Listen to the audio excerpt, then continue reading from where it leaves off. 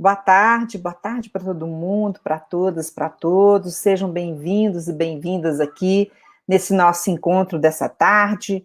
Esse encontro é muito importante para nós, porque a gente vai discutir questões relacionadas à nossa educação infantil, então eu fico super feliz com isso. Mas eu queria abrir essa tarde, esse nosso encontro, com um versinho do Rubem Alves. Isso, né, eu faço como um presente para todo mundo que está aqui hoje nos acompanhando, né, e eu acho isso muito bonito pelo momento que nós estamos passando.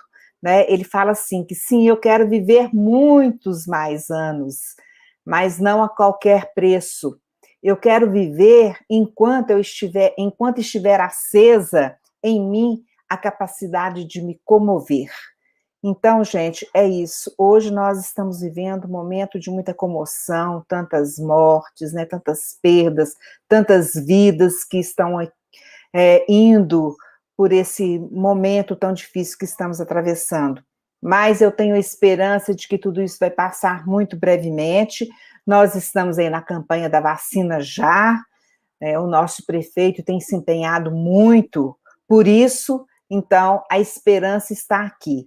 E por falar em esperança, eu tenho a alegria de receber aqui hoje duas pessoas extremamente bonitas, são pessoas bonitas, porque tem gente que é bonito, né?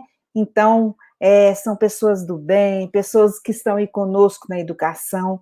Então, é com muita alegria que eu quero dizer para vocês que nós vamos receber aqui hoje a professora, pesquisadora da infância, mestre em educação, né, professora de professores da educação infantil, né, e redatora e colaboradora da BNCC. Então, uma pessoa que sabe muito de tudo que fala e que, se eu pudesse, ficaria ouvindo, né, ela falar aí por horas e horas e dias a fio. E para mediar, né, a participação dela, daqui a pouco eu falo o nome dessa pessoa querida, né, nós vamos convidar uma professora da nossa rede, né, uma pedagoga que está na rede pública há mais de 18 anos e que também é colaboradora da BNCC. As duas fizeram um trabalho juntas e isso foi muito importante. Então, é com muito prazer, com muita alegria que eu estou recebendo aqui a querida Fernanda Clímaco. Fernanda, seja bem-vinda, querida. Nossa, que prazer recebê-la aqui, né? O tanto que gostamos de te ouvir, o tanto que gostamos de você, né? Eu acabei de dizer que você é uma pessoa bonita, mas não é só por fora, Fernanda, sua beleza interior, ela é linda, é muito bonita. E a nossa querida Gislaine Cristina. Gislaine, né, venha participar conosco aqui. Gislaine, muito obrigada, né, por fazer essa mediação aqui com a Fernanda. A gente fica super feliz. Então, eu quero, né, passar a palavra para a nossa convidada Fernanda, depois eu passo para a Gislaine, né, e ficarei acompanhando vocês. Então, Fernanda, a palavra é sua. Muito obrigada, professora Sueli, pelas palavras muito gentis, né, e carinhosas nesse tempo que a gente está vivendo de tantas tristezas, né, ouvir um carinho é sempre tão bom, né, é sempre tão acolhedor. Então, eu me sinto hoje muito acolhida aqui por toda a rede de Nova Lima, né, nesse momento que a gente vai viver um momento importante de formação na educação infantil, um momento de aprendizagem para todo mundo. Então, eu já aproveito, gente, para pedir para vocês pegarem papel, caneta, pega o caderno, uma caneta, para vocês anotarem tudo aquilo que fizer sentido aí para vocês depois discutirem com as supervisoras, com as outras colegas, e vamos aproveitar ao máximo essa oportunidade, né, que vocês estão tendo aí pela Secretaria Municipal de Educação de Nova Lima, com essa formação que nós vamos vivenciar hoje, né? E Gislaine, muito obrigada por estarmos juntas mais uma vez num trabalho formativo tão importante para os nossos professores da infância. Boa tarde a todos. Eu é que agradeço a professora Sueli e a você, Fernanda, essa oportunidade. Acredito que a rede está tendo um momento único de formação muito rico. Nós estamos crescendo muito profissionalmente, isso é uma coisa muito boa. E hoje, falando da temática da educação infantil, que é o lugar que hoje eu tenho prazer de poder estar aqui na rede contribuindo. Sei que nós já vencemos muitos desafios e cada vez que a gente vai conversando, estudando mais, a gente vê que ainda temos muitos desafios pela frente. E isso é muito bom, porque nos faz correr atrás, de querer aprender mais, de conhecer mais. Então, esse é um momento muito importante e eu estou muito feliz de estar aqui participando junto com vocês. E reencontrando você, né, Fernanda, que nós já tivemos a honra de trabalhar juntas algumas vezes, né, no currículo de Minas, na elaboração dos PETs no ano passado, e aí nos bastidores você já contribuía com a educação daqui de Nova Lima, porque eram muitas contribuições que você fazia, eu já trazia para a nossa sala de discussões aqui, então tenho certeza que essa tarde de hoje vai ser uma tarde muito especial para todas nós, com muitas aprendizagens, acho que todos estão uma grande expectativa e muito ansiosos para nós ouvirmos as suas falas, Fernanda. Muito bem, é isso mesmo. Fernanda, mas olha, você é super bem-vinda, né? A Fernanda, companheira aí de longa data, né? A Gislaine, companheira dela também.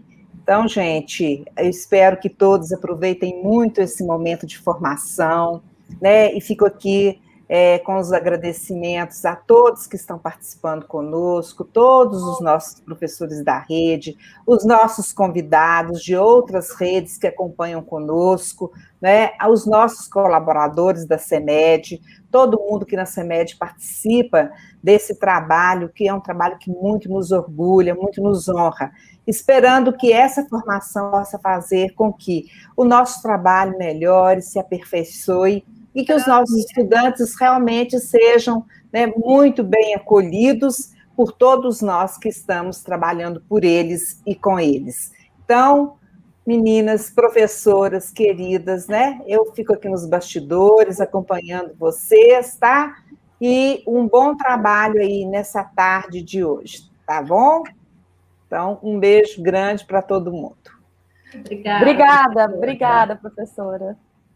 Fernanda, então, como nós falamos aqui da expectativa, da vontade de todos os professores e dos demais profissionais de estarem conversando um pouquinho com você, de absorvendo todas as contribuições que você tem a trazer para a gente nessa tarde. Então, você está aí com a vez e a palavra para estar contribuindo com a gente mais um pouquinho. Muito obrigada, Gislaine. Bom, eu saúdo novamente todo mundo, né? Uma boa tarde a todos, a todas e a todos que estão aí nos assistindo. Como eu disse, né? Aproveitem bastante esse momento para a gente poder refletir sobre esses pontos tão importantes da educação infantil que dizem respeito às nossas práticas, às nossas concepções, né? E também às aprendizagens das nossas crianças. Então, eu espero que a gente saia daqui hoje com algumas luzes, né, algumas dúvidas também, porque é sempre importante a gente conseguir elaborar perguntas, né, para a gente poder realmente provocar uma reflexão sobre aquilo que a gente tem feito na educação infantil, enquanto professores, né, enquanto educadoras, enquanto gestoras, porque a gente precisa de aproveitar esse momento também em que a gente está com as escolas ainda fisicamente fechadas, né? Eu falo que as escolas estão fisicamente fechadas, o prédio está fechado, mas a escola, a educação infantil continua muito viva, né? Mais viva do que nunca em cada um de nós, né? Eu sinto essa escola viva em mim e eu faço essa escola, né, resistir todos os dias, porque a nossa luta na educação infantil sempre foi muito grande. E nesse momento ela continua, né? A gente continua lutando por uma política adequada, uma política de construção, de formação para os nossos bebês e para as nossas crianças.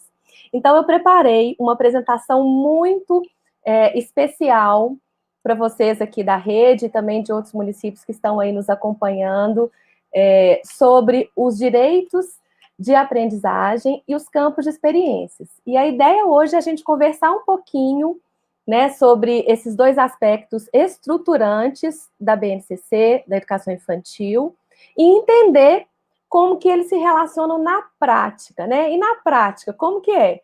Porque muitas vezes a gente fica na teoria, a gente já vem lendo, já vem estudando esse documento, né, há mais de 3 anos, a BNCC de 2017.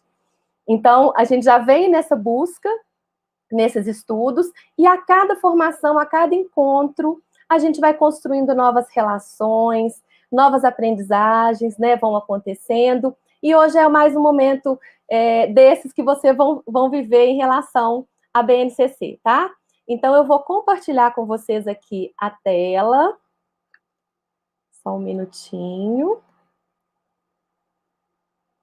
Isso.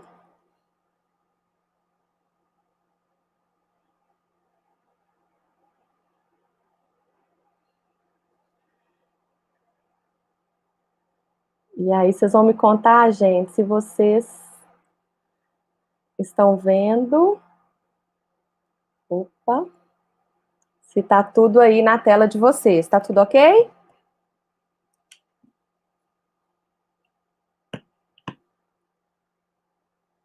Tá ok, gente? Alguém pode me dar o retorno, por gentileza?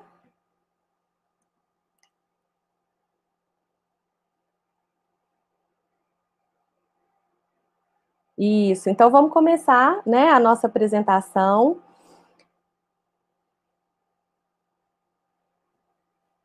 Ok, então vamos começar a nossa apresentação sobre os direitos de aprendizagem, campos de experiências, práticas na educação infantil.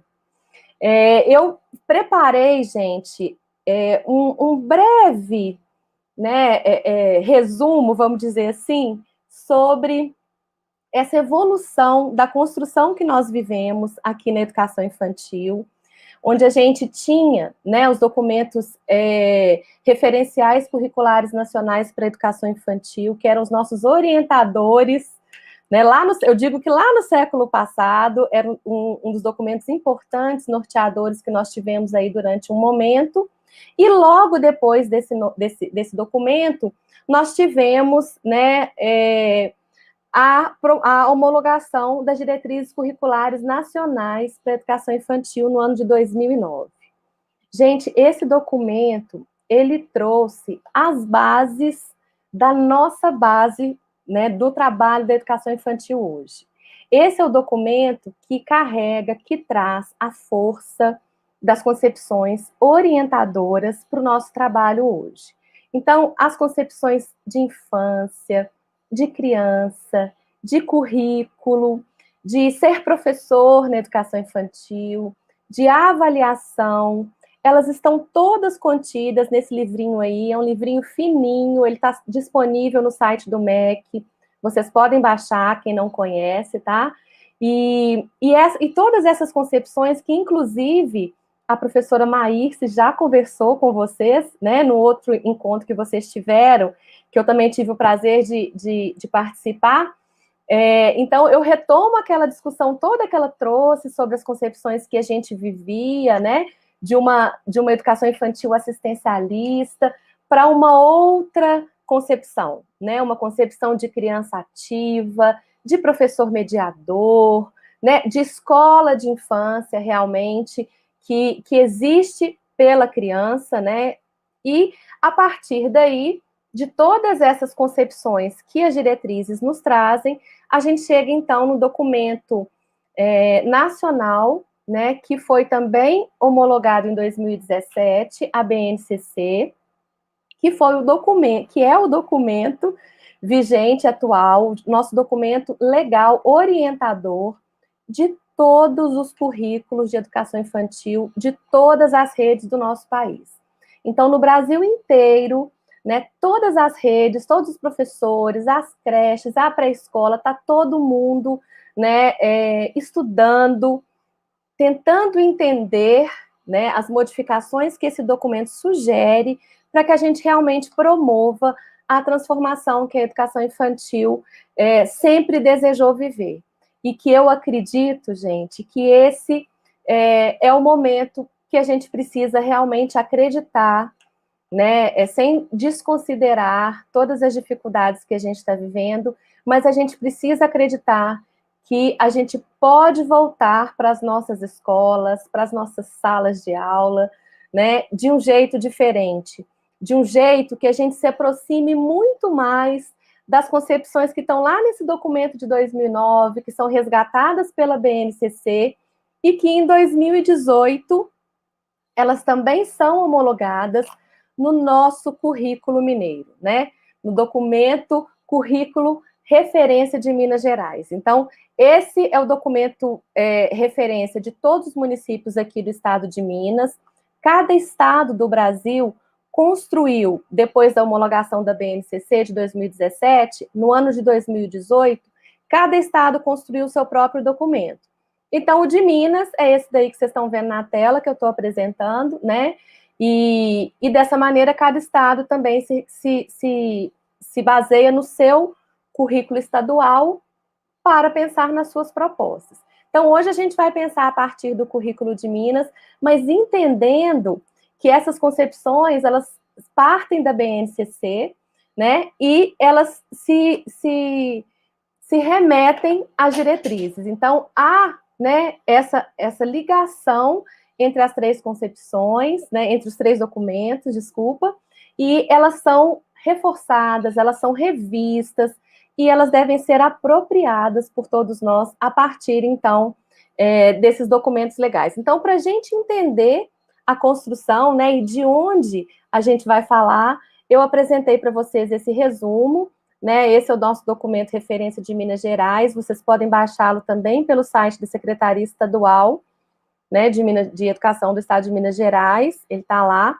né, e por que é importante a gente entender dessas concepções que vocês viram com a Maírce e que eu rapidamente, assim, né, retomei aqui agora.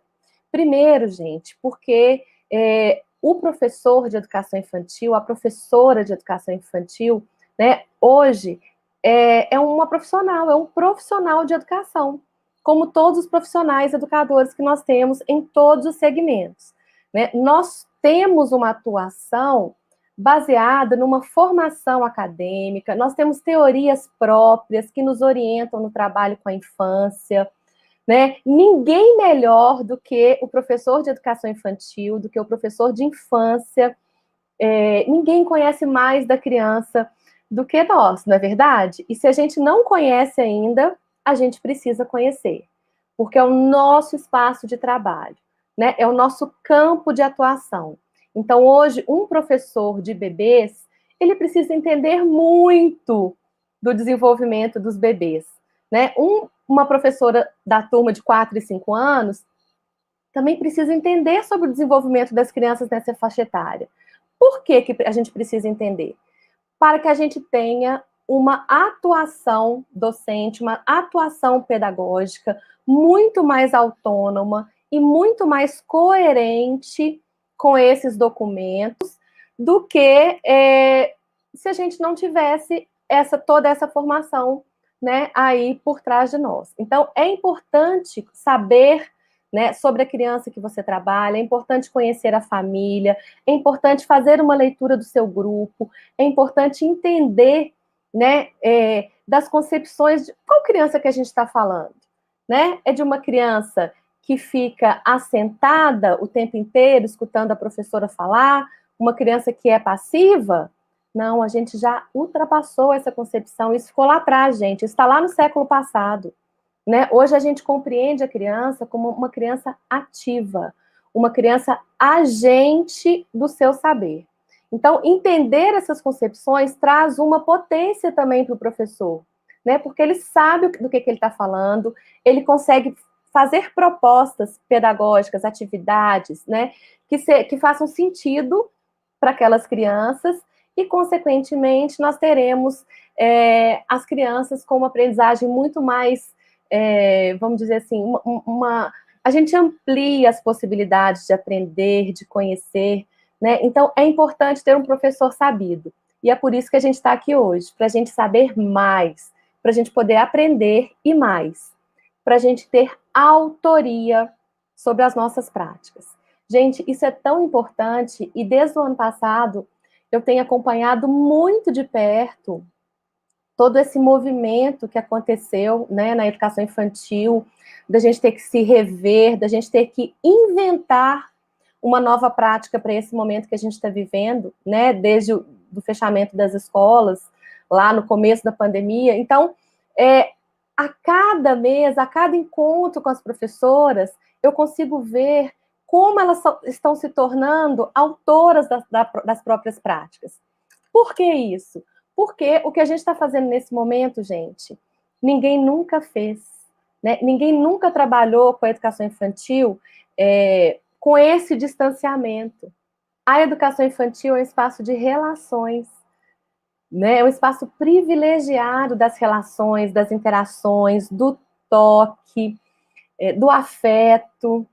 E a gente, nesse momento, está um pouco distante, ou a gente tem essa relação aqui, né? Então, a gente precisa se fortalecer, e se fortalecer como? Estudando, trocando, aproveitando os momentos de formação que a gente tem, para a gente realmente se aproximar dessa concepção de professor que esses documentos trazem, e que a gente vai ver aqui um pouquinho hoje, a gente vai conversar sobre elas, tá? O que eu quero que a gente comece, né, a pensar e a dizer por aí, né, e a se apropriar dessa frase, né, que eu coloco aqui para vocês, que faz a gente pensar que a educação infantil é uma coisa muito séria. Né? A gente fala que a educação infantil é o lugar do brincar, é o lugar da brincadeira, é o lugar da infância, né? A gente só pensa na educação infantil, a gente pensava, né? A gente não pensa mais, não. Como um lugar do laissez-faire, né? E não é isso, não. Pelo contrário. Para ser professor da infância, a gente precisa saber muito, gente. E olha, eu vou falar uma coisa. Hoje, eu acredito demais que não é mais qualquer pessoa que pode trabalhar com educação infantil, não. Definitivamente, né? Aquela ideia que a Maísa também trouxe aqui, no último encontro, né, quem teve a oportunidade de participar, que bastava gostar de criança, bastava ser tia, né, ser mãe, isso não existe, né? Para ser professor da infância, é necessário muita dedicação, muito estudo, né? É preciso amor também pelo trabalho, mas antes disso, é necessário assumir uma postura, né, de realmente reconhecimento do seu trabalho enquanto uma contribuição muito grande, talvez uma das maiores no desenvolvimento e na aprendizagem dos bebês e das crianças. Então, pensar a educação infantil como um segmento sério, como um segmento importante, indispensável à nossa sociedade, né? Nada substitui a escola de infância, nada substitui a creche, nada substitui a pré-escola. Não adianta pensar em educação em casa, em homeschooling, nada dessas coisas, gente. Isso é um atraso, né? Esse tipo de pensamento. O que a gente tem que pensar é no fortalecimento da nossa educação infantil. E aí, pensando, né, nesse fortalecimento, eu fico imaginando que a gente precisa de entender mais sobre o que ela representa. Né? O que aqueles documentos trazem em relação a essa concepção de educação infantil? Né? A primeira ideia é de que a noção de educar na educação infantil é muito maior do que apenas ensinar ou transmitir. A gente já sabe que na educação infantil a gente trabalha com cuidar e educar de maneira indissociável, né? Tá junto o tempo inteiro. E eu trouxe essa imagem aqui para vocês pensarem sobre isso, né?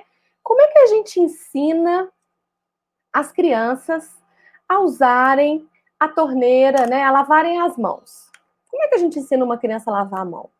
Será que a gente faz uma roda e vai falando, olha, vocês vão sair daqui em fila, um a um, vão abrir a torneira, vão molhar as mãos, vão fechar a torneira, passar sabão, esfregar, né? Agora a gente tem um tanto de jeito para esfregar a mão, para a gente garantir a limpeza, a higiene, a segurança das nossas mãos. É dessa maneira transmissiva? De jeito nenhum, né? Na educação infantil, a criança precisa viver a situação, né? Experienciar a situação, para que aí ela comece a construir relações e a aprender. Então, eu acho que essa imagem, ela é um marco quando a gente pensa na educação infantil E quando a gente pensa nas práticas educativas, de cuidar e educar, não dá para pensar em práticas transmissivas, né? Em dar uma aula sobre como aprender a lavar as mãos, por exemplo, né? Porque as crianças não aprendem de maneira isolada, né? Elas não aprendem de maneira fragmentada na primeira infância, né? O pensamento da criança de 0 a 6 anos é um pensamento muito complexo, né? Muito mais complexo do que a gente imagina. As relações que elas fazem são relações que muitas vezes, se a gente realmente não conhece a fundo as nossas crianças, a gente não compreende. Sabe quando você está sentado numa roda falando de um assunto, e aí de repente uma criança entra com outro assunto no meio? Né? Não é porque ela não estava prestando atenção naquilo que vocês estavam conversando, não. É porque ela conseguiu fazer uma relação com algo da vivência dela que muitas vezes a gente não acessa ou deixa passar, né? Eu falo assim, a gente não está falando disso agora não, fulano, né? Você está falando de outra coisa, está viajando na maionese.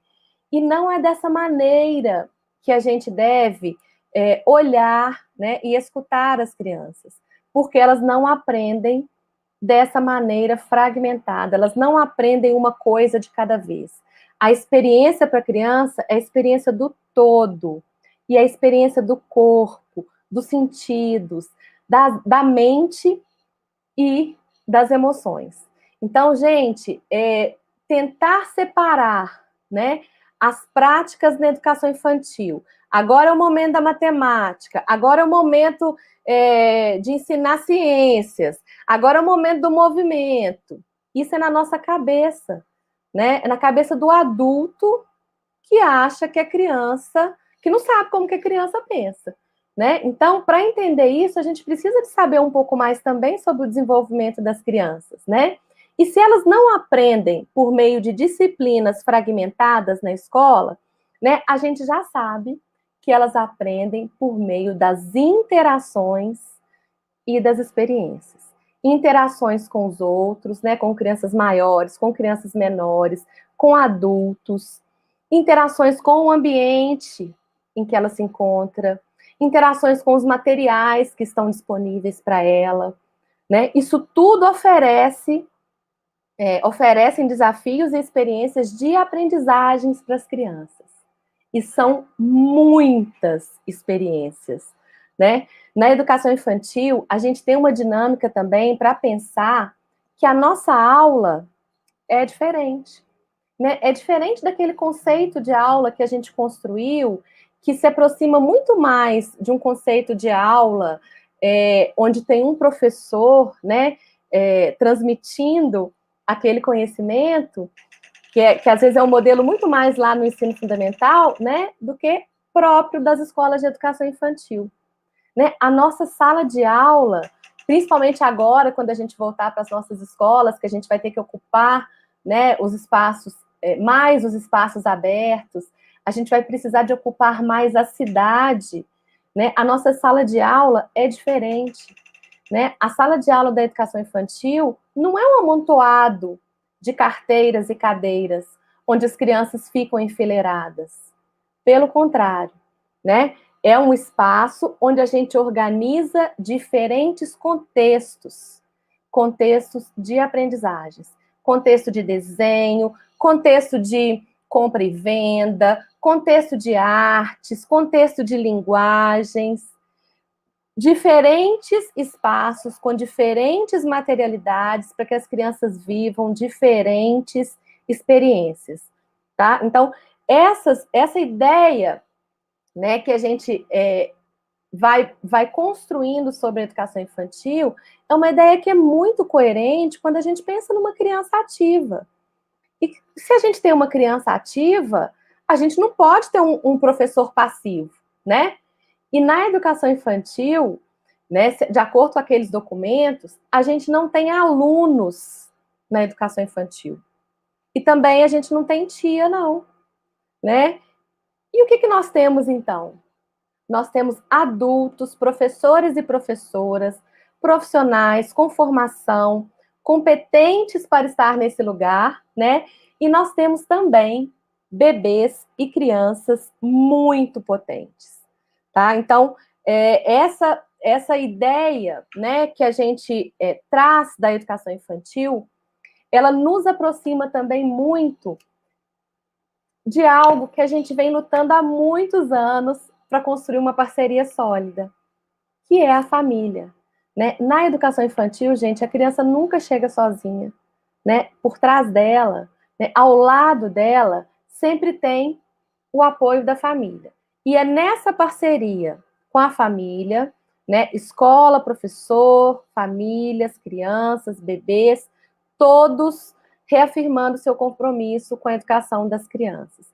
Então, eu tentei resumir também todas as concepções nesses pontos, né, para a gente entender que ser criança, ser professor da infância, a escola da infância e a parceria da família são fundamentais para a gente pensar nas nossas práticas. Né? Vocês devem estar pensando assim, gente, mas o que será que isso tem a ver com os direitos de aprendizagem e os campos de experiência? Tem tudo a ver, porque a gente precisa de construir esse novo olhar para as crianças, esse novo olhar para os espaços que a gente ocupa nas creches e nas escolas, né? Um novo olhar para as famílias que estão com a gente nessa caminhada e um novo olhar para a nossa profissão, tá? Então, é importante que a gente entenda essa criança como ponto de partida, vou até voltar, né? A criança como ponto de partida para a gente pensar em qualquer proposta que a gente queira fazer na educação, tá? Na educação infantil. Então, se você estiver anotando, gente, pode escrever isso daí, tá? A criança é o ponto de partida para as nossas práticas pedagógicas na educação infantil. E isso faz todo sentido quando a gente pensa no desenho de currículo que a BNCC propõe para que todos os municípios repensem, né, as suas organizações, os seus tempos, os seus espaços e também as suas práticas. E que organização é essa?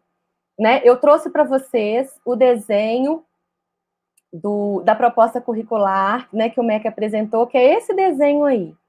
Que a gente começa aqui, né, pelos direitos de aprendizagem, são 6 direitos de aprendizagem.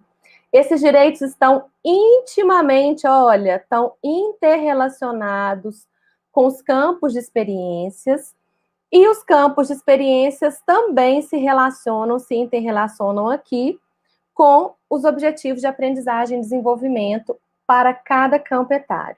Então, esse é o desenho que a gente tem hoje, né, do nosso currículo de educação infantil, e é a partir dele que a gente precisa de pensar nas nossas propostas, na construção do PPP da nossa instituição, na proposta do município, na proposta da rede, né, e não é só a gente aqui em Nova Lima, não, né, em qualquer município desse país, esse é o desenho referência, a proposta para a gente começar a pensar as propostas institucionais para a educação infantil. E aí a gente começa por esses princípios aqui, né? Os princípios orientadores dos direitos de aprendizagem. Os direitos de aprendizagem, gente, eles se articulam em 3 grandes princípios, né, constitucionais: o princípio político, ético e estético.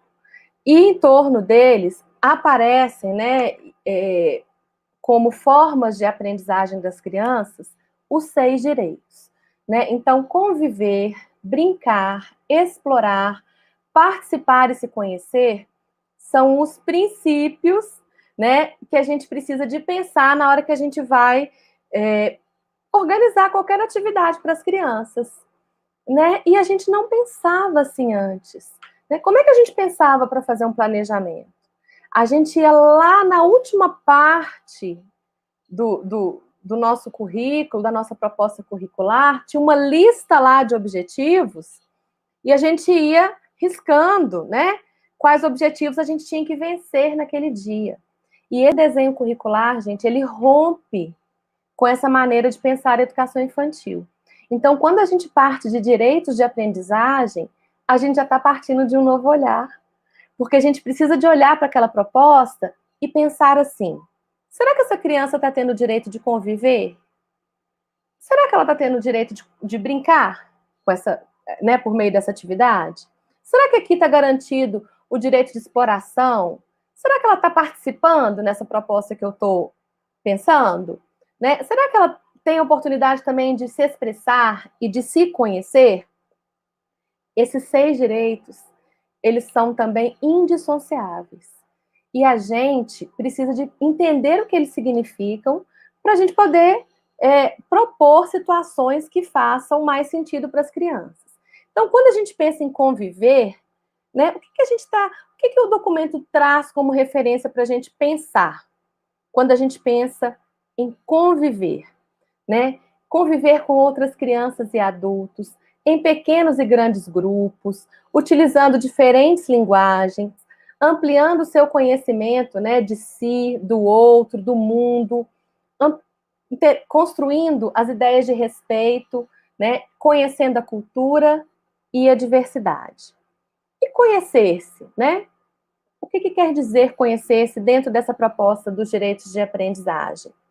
Conhecer-se, gente, é um direito, também um direito muito maravilhoso, né? Porque ele tem a ver com a construção da própria identidade, da formação pessoal, individual de cada criança, né? Em que a gente leva em consideração os aspectos sociais, culturais, para que a criança constitua uma imagem muito positiva de si e do seu grupo de pertencimento, nas experiências de cuidados, interações, brincadeiras e linguagens vivenciadas na escola, na família e na comunidade. Então, olha como que são propostas que se aproximam muito até de práticas que a gente já tinha na educação infantil, né? Trabalhar essas ideias de construção da identidade, de formação pessoal, né, de construção da autonomia, não é uma novidade, né? A gente já tem essa proposta na educação infantil. E aqui ela é evidenciada, né, e se torna um direito. Participar também entra, né, dentro dos 6 direitos de aprendizagem, como um direito que é muito ligado ao princípio político, porque quando a gente cria situações em que as crianças podem participar, sejam elas atividades de planejamento, atividades de construção nas propostas, participar das experiências, né, da construção do cotidiano, da rotina, quando a gente dá voz para essa criança, quando a gente tem uma escuta sensível e cuidadosa, a gente está oportunizando a participação. Que é diferente, por exemplo, daquele exemplo que eu citei no começo, quando eu falei assim, né, quando às vezes a gente está numa roda, né, numa roda de conversa com as crianças, e muitas vezes a criança está lá querendo falar, e ela quer fazer uma contribuição, e às vezes, né, o adulto que está ali conduzindo não ouve, não percebe, não vê, ou até não deixa essa criança participar. Né? Será que dessa maneira a gente está garantindo ou a gente está impedindo o exercício desse direito? Né? Então, a participação, gente, é um direito de voz, é um direito de ter atitude, é o direito de deixar a sua marca ali naquele grupo, no seu grupo de pertencimento mesmo, né? Se expressar, que é também um direito muito importante, intimamente, né, ligado ao direito de participar. E expressar tem a ver, né, com a ideia de comunicar as suas necessidades, as suas emoções, né, aquilo que ela não entende, comunicar aquilo que ela pensa sobre o mundo, as descobertas delas, as opiniões. Então, tem também uma relação muito íntima com o direito político também de participar, o direito de se expressar. O direito de explorar é um direito também que a gente precisa de garantir na hora de planejar as nossas propostas, porque é explorar muito mais todas as possibilidades de linguagens, né, que a criança possui. O pesquisador, né, e pedagogo Loris Malaguzzi, ele fala que a criança tem 100 linguagens, né, e que nós, muitas vezes, os adultos, né, roubamos a 99, né? Então, explorar as linguagens é dar oportunidade para as crianças de se expressarem, de participarem por meio de movimentos, de gestos, de emoções, de entender as relações que acontecem, as transformações da natureza, né?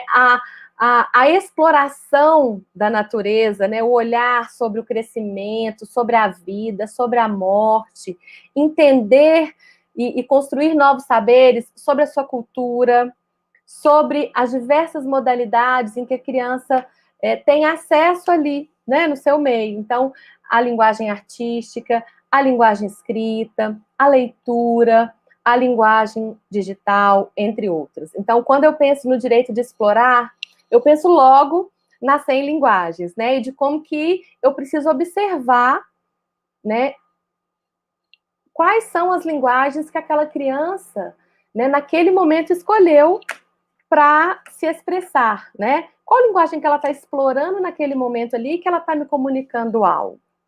E por último, e não menos importante, pelo contrário, né? A gente sabe que brincar é o eixo também das nossas diretrizes, né?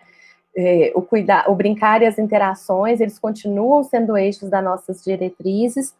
E dentro dessa proposta dos direitos, a gente entende a brincadeira como a maneira pela qual a criança aprende, pesquisa, descobre e se coloca no mundo. Então, brincar é a atitude mais investigativa, né? É próprio da natureza humana. E é algo que a Escola de Educação Infantil, né, precisa garantir muito além de um direito, né? Como eu disse, ela é eixo estruturante de todas as propostas curriculares e, inclusive, junto com as interações, né, que aparecem desde lá das diretrizes. O interessante, gente, é que esses direitos de aprendizagem, os 6 direitos que a gente viu agora, né, eles não estão soltos no currículo. Né? Como é que eu vou pensar nesses direitos, então, na hora de eu pensar numa atividade? Né? Eu preciso relacionar esses direitos, né? Eu preciso relacionar as oportunidades de brincar, se expressar, se conhecer, participar com os 5 campos de experiências que são as formas né? É a forma pela qual o nosso currículo foi organizado. O nosso currículo na educação infantil, ele não é composto de disciplinas, ele é composto pelos campos de experiências. Então, o nosso olhar, ele precisa, né, interligar os direitos com os campos, né? E a palavra, né, o jeito correto de falar, não é o campo de experiência, é sempre os campos de experiência, porque um campo, ele nunca vai aparecer sozinho no planejamento. E talvez esse seja o nosso grande desafio na hora da prática, na hora de planejar, principalmente, né? Porque eu acho que até na hora da prática a gente consegue ver, né? Se a gente tiver uma observação mais cuidadosa, a gente consegue ver, né, a relação entre os campos. Mas na hora de colocar no papel, às vezes é uma grande dificuldade ainda, né? Então, essa ideia, gente, né, de pensar os direitos relacionados nos campos, olha como os campos estão interligados, olha, né, num ciclo, assim, que um perpassa o outro, né, um tá dentro do outro, né, e aí é nessa intercomplementariedade dos campos, essa palavra nova aí, que a gente precisa agir, né, os campos, a gente não pensa na educação infantil na interdisciplinaridade, porque nós não temos disciplinas. Quem tem disciplina está lá, né, nas áreas de conhecimento, está lá nos anos do ensino fundamental. Aqui na educação infantil, a gente já entendeu que as crianças não aprendem de forma fragmentada, portanto, a gente não pode pensar em disciplinas isoladas. Por isso, nós somos organizadas em campos de experiências, tá? E os campos nunca estão isolados. Eles estão sempre em complementariedade um com o outro, né? Um tem sempre o complemento do outro. Um campo nunca está sozinho, né? Então, isso faz a gente olhar para a nossa prática, gente, de um outro jeito. Porque antes, quando a gente pensava assim, agora é hora da matemática, vou fazer um jogo, né? A gente colocava o jogo, a gente tentava enquadrar o jogo só lá na linguagem matemática, né? E as outras linguagens, né? A criança não vai explorar outras linguagens quando ela estiver jogando um jogo, ela não discute regra, né? Ela não vai construir esse jogo coletivamente, né? Quais as outras linguagens ela vai estar acessando? Então, olha que interessante, gente. As linguagens não desapareceram, né? As linguagens, elas estão diluídas, permeadas aí entre os campos. E a criança vai acioná-las à medida que houver necessidade de explorar mais aquela linguagem ou uma outra, a partir da experiência que ela está vivendo e que a gente está organizando os contextos para que ela viva essa experiência nos campos de experiências. Então, para a gente entender um pouquinho melhor, né, dessa organização dos campos e o que significa experiência, eu trouxe um exercício aqui para a gente poder pensar, né, um exercício bem provocativo, tá? Então, a gente já entendeu, né, que os campos de experiências não substituem a área de conhecimento e não são disciplinas. E as experiências, gente, elas não podem ser compreendidas conceitualmente, tá? Como sendo o mesmo do que atividades, tá? Aí a gente entra num ponto conflitante e eu já vou colocar aqui por quê. Olha só, eu trago essas duas imagens para a gente poder pensar, né, na experiência, no conceito do que é experiência e no conceito também da atividade. Quando a gente olha essas duas imagens, né, vamos voltar lá no exercício que a gente fez, né, de pensar a criança e de pensar nos direitos de aprendizagem, tá? Então, vamos pensar. Em qual das duas imagens a gente consegue ver garantidos os 6 direitos de aprendizagem? Tá? Aonde a criança está tendo a oportunidade de explorar livremente as múltiplas linguagens, né? Em qual das duas imagens a criança está tendo a oportunidade de participar ativamente? Em qual dessas duas imagens a criança está tendo a oportunidade de se expressar, de se conhecer,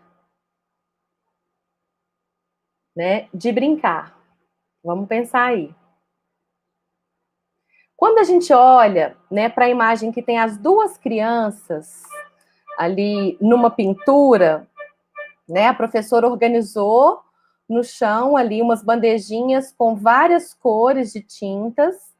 Ela disponibilizou também pincéis e buchinha para as crianças pintarem, né? E as crianças ali naquela proposta ali, naquele contexto de pintura, as crianças tiveram a oportunidade, né, de escolher a cor que elas queriam para deixar sua marca ali na parede, né? Elas escolheram se elas podiam pintar com o pincel ou com a mão, porque a gente vê uma criança pintando com a mão e a outra está ali com o pincel. Elas tiveram a oportunidade de traçar livremente ali né, na parede toda, né, naquele espaço que foi proposto para ela, tendo a oportunidade, inclusive, de experimentar esse material no próprio corpo, né?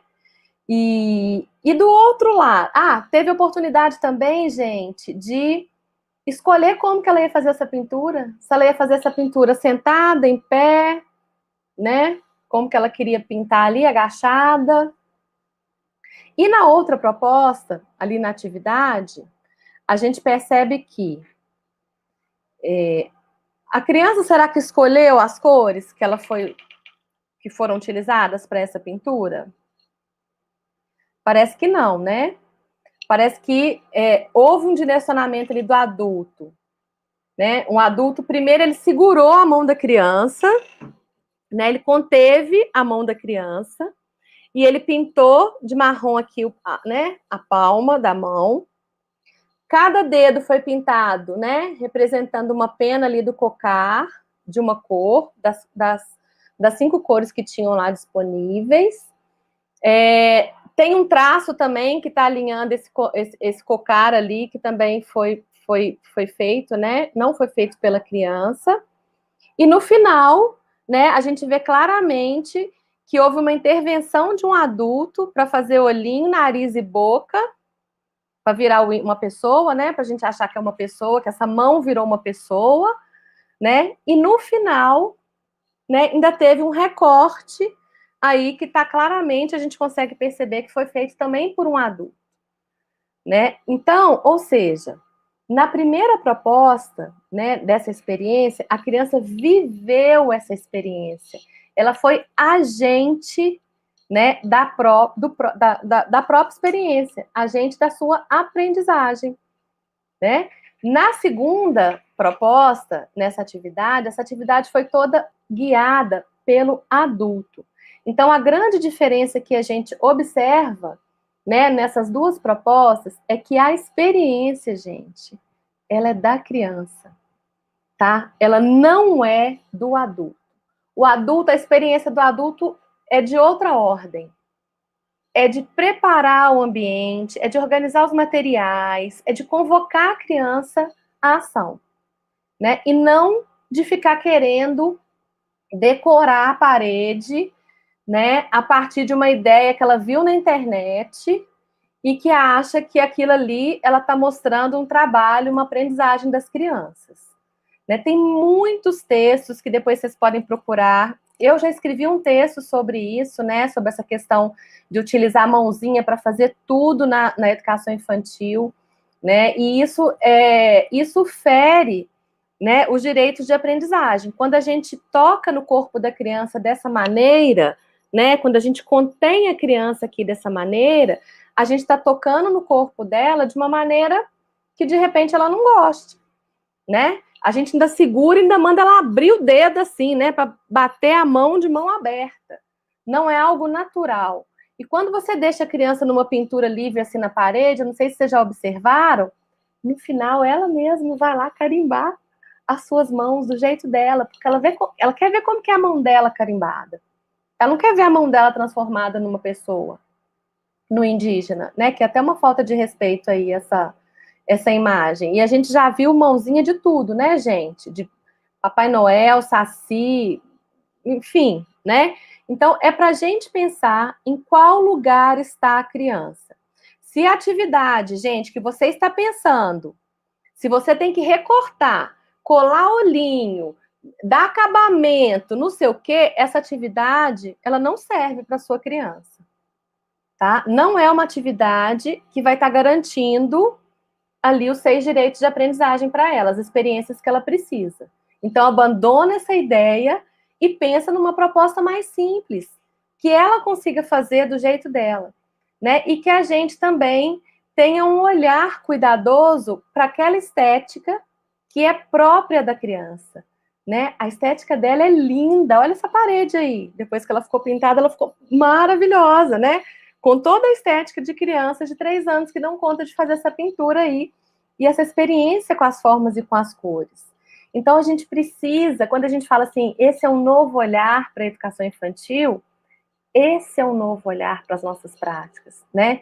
Vamos parar de ficar vendo coisa na internet, copiando coisa na internet, comprando coisa na internet, gente, né? De 100 atividades sobre a Páscoa. Outro dia eu vi a menina falando, alguém tem atividade de Páscoa digital para vender? Né? Nós vamos passar a vida reproduzindo coisas sem sentido? Não, a gente sabe que tem outras possibilidades, né? E quando a gente pensa nos campos de experiências, essas possibilidades se abrem para nós professores, tá?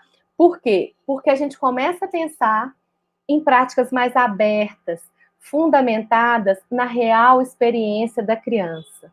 tá? A gente consegue realmente criar contextos em que as crianças vivam, né, experiências que produzem aprendizagens por meio de interações e brincadeiras.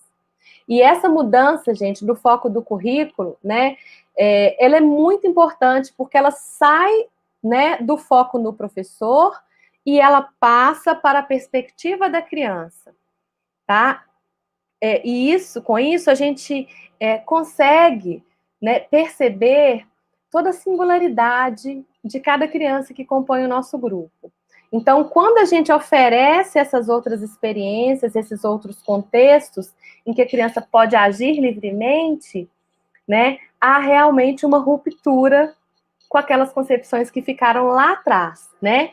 Isso tudo leva a gente a abandonar uma ideia de criança incompetente, né? Quando a gente fica lá batendo mãozinha de criança, a gente acredita que ela não é capaz de desenhar, ou de fazer o indígena, ou de pintar com as cores que os indígenas utilizam, que ela não é capaz de conhecer sobre a cultura indígena. E isso não é verdade. Pelo contrário, a criança é muito competente, né? É uma criança que tem um pensamento complexo, integrado, relacional.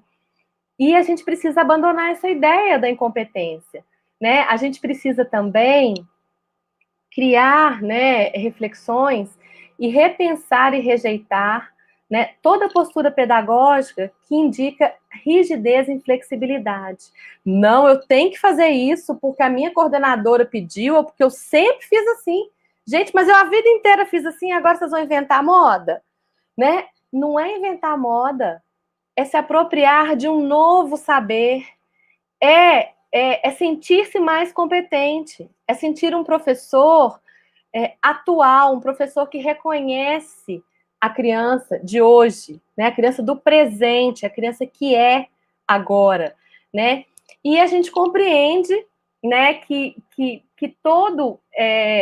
quando a gente fala assim, a educação infantil é um processo, né? Esse processo ele fica diluído aí, ó, no meio de palavras subjetivas que às vezes a gente não entende, né? Mas a gente começa a entender, né, o que significa esse processo na experiência infantil. E para isso, a gente precisa de garantir tempo e espaços para as crianças explorarem as propostas, entendendo que a gente pode relançar essas ideias, a gente pode repetir uma ideia, né, que a gente entende que a criança está evoluindo na pesquisa, que a criança está interessada. Muitas vezes eu vejo professores, por exemplo, trabalhando, né, questões do desenho, do autorretrato, né? A professora dá um desenho, gente, de autorretrato, bota um espelhinho lá na frente da criança, uma vez na vida ela faz aquele desenho, a professora já pega aquele desenho, já coloca na pasta para mostrar para a família, né? E as crianças, elas precisam reviver as experiências, né? Porque cada vez que a gente representa um conceito, mais a gente aprende sobre ele, né? Então, quando eu estou dizendo de relançamentos, é de repensar aquela prática, repensar aquela organização, aquele contexto, e voltar com ele com novos desafios. Então, são possibilidades que se abrem, né, quando a gente tem essa ideia ampla sobre os campos de experiências, né?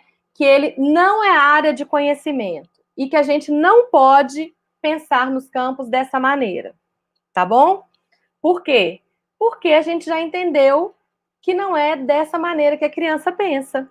Então, da mesma forma que a gente não pode separar os campos por dias da semana, tem 5 campos, então eu vou colocar 5 dias da semana, um por dia, e aí eu trabalho todos durante a semana, né? Isso não existe, gente. Da mesma forma que não existe, eu sou professora só de corpo, gesto e movimento, e a minha colega é professora do resto todo. Ou então, eu sou professora só de traços, sons, cores e formas, né? O professor da educação infantil, ele também é um professor completo, é um professor de múltiplas linguagens, é um professor que dá conta desse trabalho intercomplementar entre os campos, tá? Então, esse ponto aqui também é um ponto que às vezes dá muita gera muitas dúvidas, né? Ai, como é que eu vou organizar meu planejamento? Como é que eu vou pôr na grade? Como é que eu vou fazer isso, né? Dessa maneira que não é. E aí a gente tem outras formas de organizar esse planejamento, né? Por meio de mapas conceituais, de mapas projetuais, até de tabelas também. E aí essa ideia ela precisa ser construída também no coletivo que você pertence, tá? Então todos os professores juntos pensarem no modelo de planejamento, a secretaria também discutir isso, pensar numa forma que atenda a maioria, né? Deixar espaços abertos para as ideias do professor, né? Porque é assim que se faz um planejamento mais flexível. E dessa maneira a gente vai rompendo com essas ideias que prendem a gente no passado, né? Muitas vezes. E aí, então, gente, para a gente finalizar essa ideia do desenho do currículo, né? Todos os direitos de aprendizagem, né? Os 6 direitos, eles são contemplados nos 5 campos de experiências. E cada campo possui objetivos de aprendizagem e desenvolvimentos específicos para cada faixa etária. Essa é a grande novidade, vamos dizer assim, né, desse desenho curricular. É aquela última parte lá do currículo, aquela linha vermelha, que pela sugestão da BNCC, né, a BNCC sugere, o currículo de Minas também, a organização por 3 faixas etárias. Então, a gente tem 3 campos etários, né? De 0 a 1 ano e meio, que são considerados bebês, tá? De 1 ano e meio, 1 ano e 7, até 3 anos e 11 meses, são consideradas as crianças bem pequenas. E as crianças pequenas são as crianças de 4 anos até 5 anos e 11 meses. Então, esses 3 grupos etários, eles compreendem o ciclo da educação infantil, tá? E para cada grupo desse, a gente tem objetivos de aprendizagem, né, específicos. Mas olha, não são só objetivos de aprendizagem, não é só conteúdo, não é só aquela lista, né? São objetivos de aprendizagem e desenvolvimento próprios para cada faixa etária.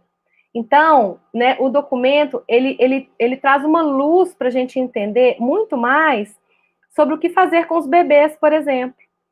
Né? O que a gente vai fazer com os bebês? Parece até o livro, né, do Paulo Fock, a pesquisa dele. O que fazer com os bebês no berçário? Tem um livro dele que se chama assim, né, que é a pesquisa dele, de mestrado. E, né, a gente, muitas vezes, né, não sabia, a gente está aprendendo muito agora, com outras referências, inclusive, né, de práticas culturais que nós temos aqui com os bebês, muito interessantes, para trabalhar com as crianças, com os bebês no berçário, né? O que fazer com as crianças de 3 anos, né? Quais são os picos do desenvolvimento com as crianças de 3 anos?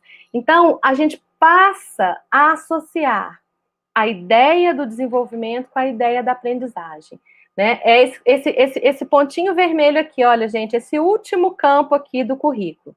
E aí a gente fecha essa ideia, né, de rede mesmo, que esse currículo nos apresenta, né? E esses objetivos, a gente entende, então, que eles são as aprendizagens essenciais, né? Que a gente coloca ali para cada campo etário, para cada idade, vamos dizer assim, né? Só que eles não estão soltos, né? Eles estão atrelados aos picos do desenvolvimento da criança também, tá? Então, essas aprendizagens essenciais é o que a gente chama lá no currículo dos objetivos de aprendizagem e desenvolvimento. E se vocês forem lá na BNCC, tem lá também, né? Lá também está posto, estão postas essas aprendizagens essenciais, tá?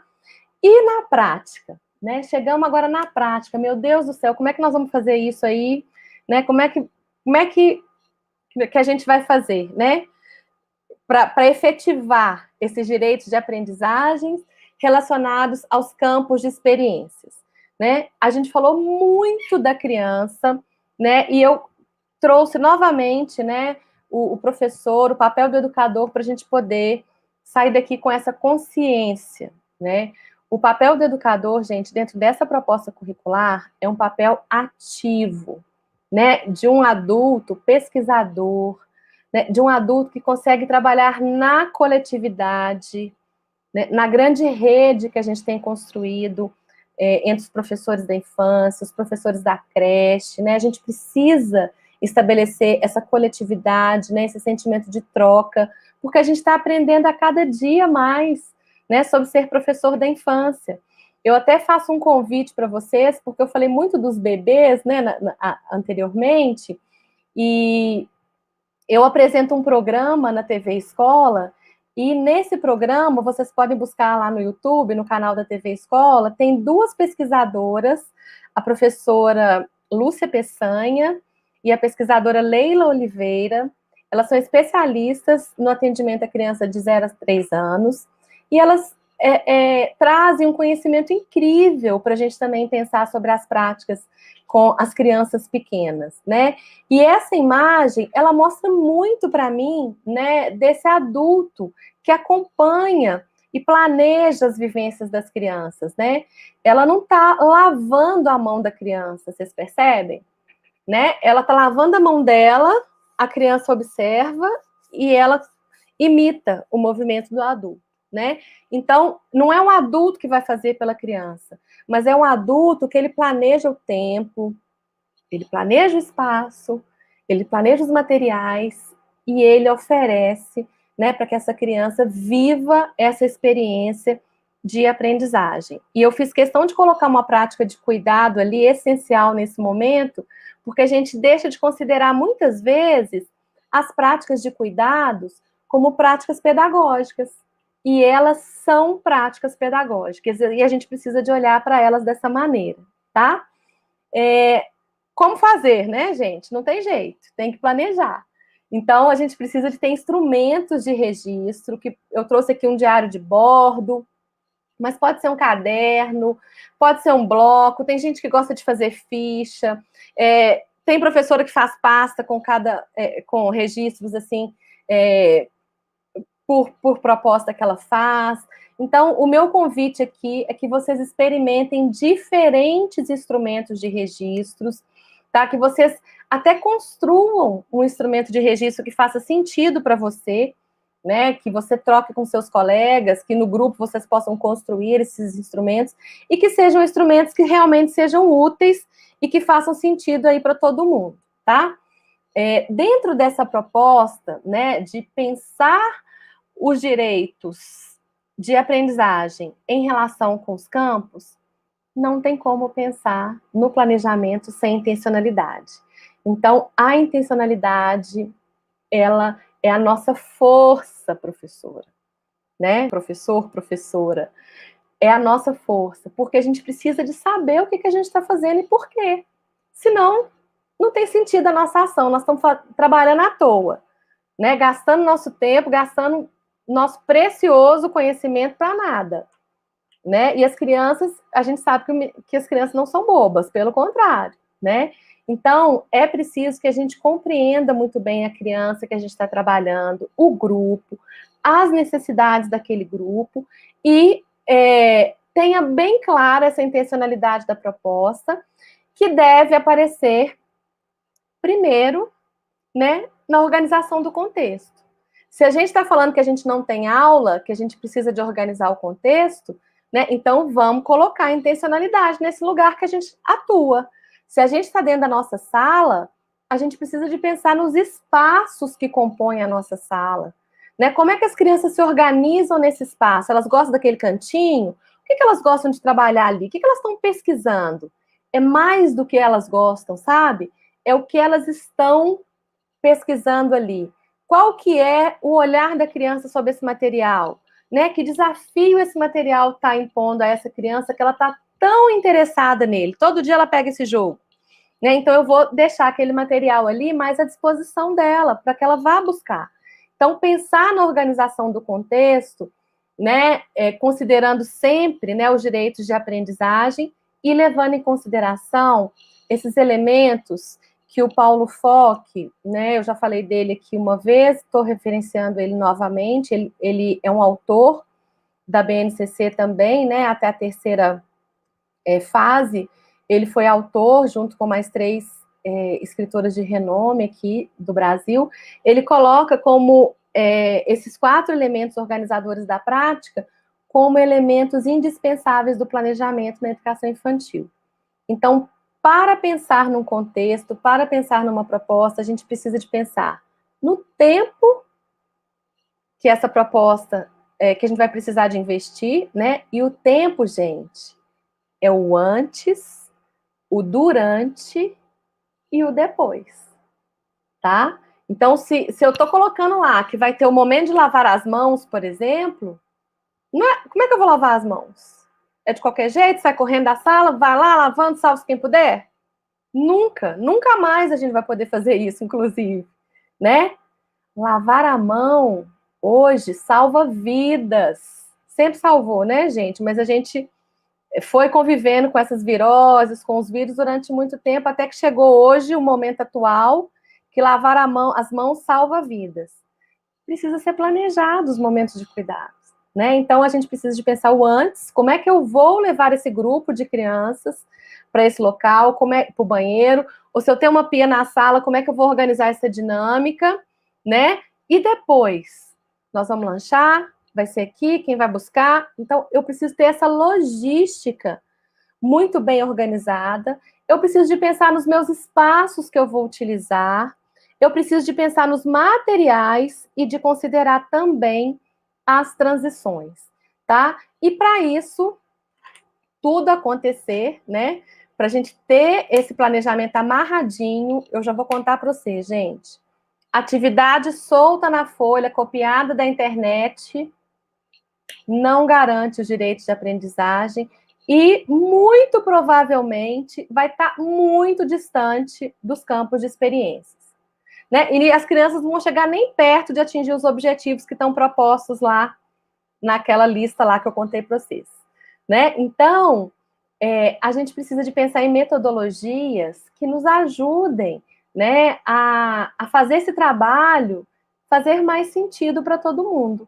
E a gente tem o trabalho por projetos, né, o trabalho por pesquisas, as experiências que a gente já faz na educação infantil, né, que são muito interessantes, que a gente já tem muitas professoras experimentando e que com certeza é o que vai nos assegurar em relação à garantia desses direitos de aprendizagem, tá? E do trabalho com os campos também.